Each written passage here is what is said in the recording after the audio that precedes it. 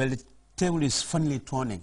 And if the results are anything to go by at halftime, well, we are about to see something funny. I don't know how the calculations are going to be like, whether it's going to be head-to-head or the goal difference. I don't know exactly what CAF is going to use.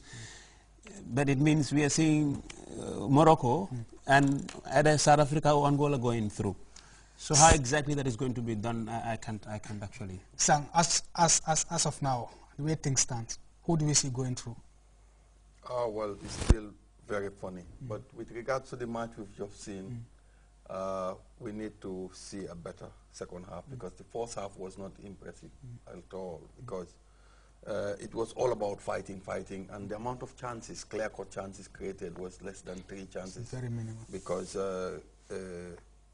Angola had 3 chances and they converted 1 to a goal, and Cape Verde had only 1 or 2 clear-cut chances. So they need, both teams are doing a lot of fighting and not much is seen. You know, even to possess the ball, it's been a problem. But the first half so far, I think Angola deserved the result because they're playing better, and the Cape Verde team seems to be inexperienced because the players don't actually know when to run with the ball, when to pass the ball, when to dribble, when not to dribble.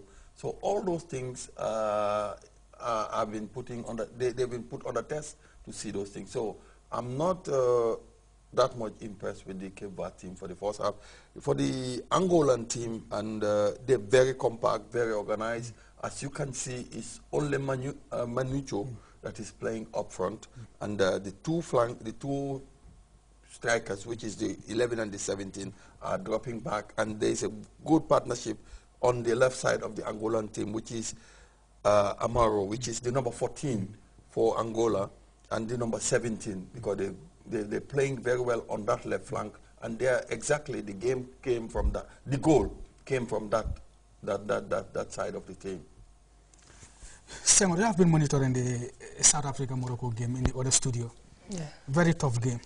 Full of tension, full of tackles flying all over. But the game between Cape Verde and Angola first.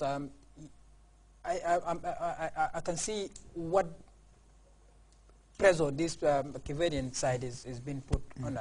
They're looking at this game as a winnable game and giving them a chance to go through, leaving their defense very, very vulnerable to counter-attacks. And you've seen the goal where it came from.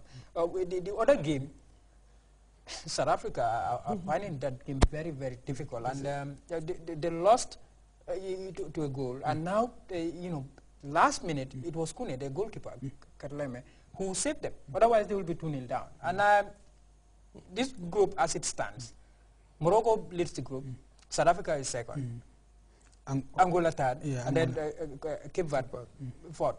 But the dynamics of the group can change dramatically if Angola scores again, meaning they scored two goals. South Africa scored 2 goals against them. So the group pans out. I believe they go for the head-to-head, and South Africa had the head-to-head. Had the head-to-head because they beat Angola by 2 goals. 2 goals to 0. In the event Cape Verde happens to turn over the scores, it becomes a lot more. A lot more. Then that's going to be interesting. Yes, Mohammed. We know that Cape Verde are just in their maiden season in African Cup of Nations. They've got some history between them and Angola. They played 3 friendlies before, and each side managing a win and a single draw between them.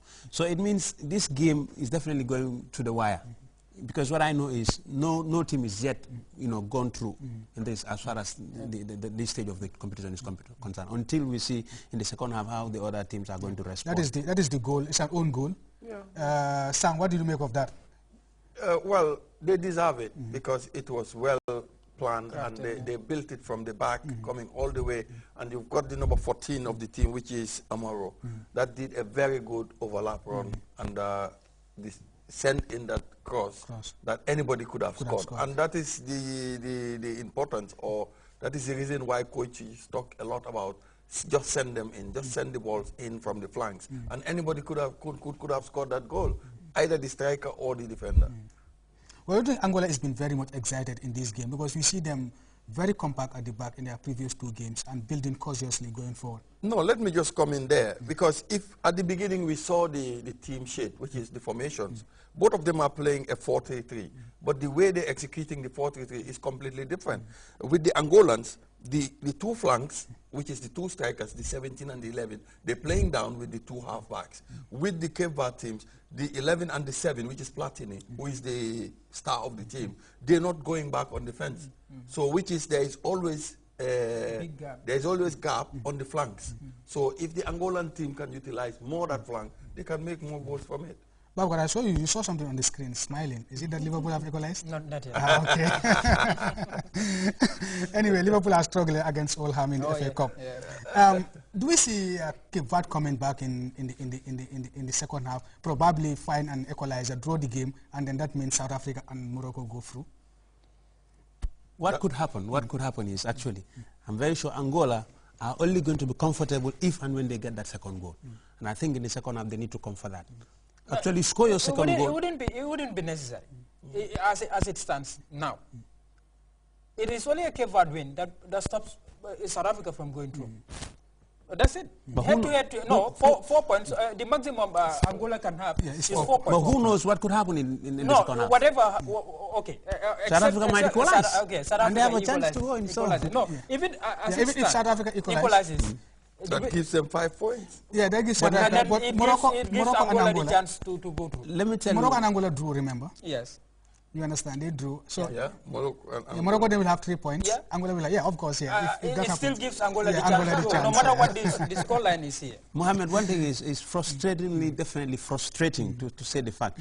That is, you are playing for a result, and despite getting that result, you on the verge of the other side could definitely tell on you, and that is what could affect the Angolans seriously in the second half. No, but what they need to do now is win their game and hope South Africa overturn that. Yeah, results come their way. But the way South Africa are playing the first half, I don't see them coming back. Yeah, Morocco are very disciplined, well disciplined. They're playing very well, not defending, but they even attacking the South African side, and definitely.